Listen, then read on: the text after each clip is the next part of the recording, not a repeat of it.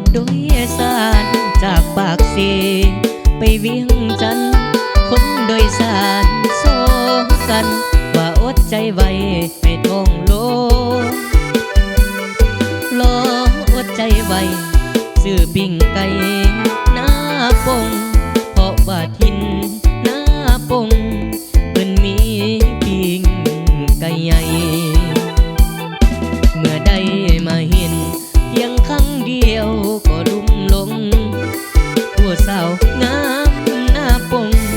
ทินเมืองคงประทับใจเลยจกธงส่งตกลงเสื้อทิ้งไก่ยินแต่เพิ่นกล่าวไว้เป็นคำของห้องใส่กันปิ้งไก่หน้าปงแก้มกับเหล้าขาวเมืองคงเมาแล้วก็โกงสาวฟ้อนลำวงสารวันเป็นกันเองสาวบอกอยากเกใจกันบนจังหวะสารวันต้องได้โยกขึ้นโยกลง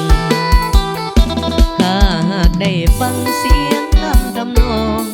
สารวันต้องวีวอนนอนฝันถึงบันบ่อนตอนโยกลงงานบุญเดือนสี่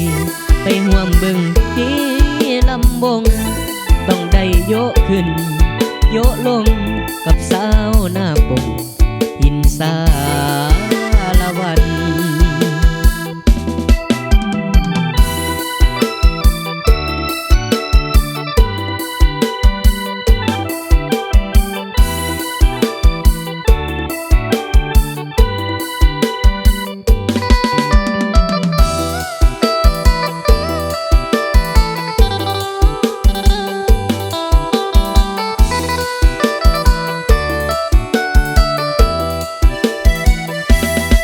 ไก่หน้าปงแก้มกับเหล้าขาวเมืองคงเมาแล้วก็โกง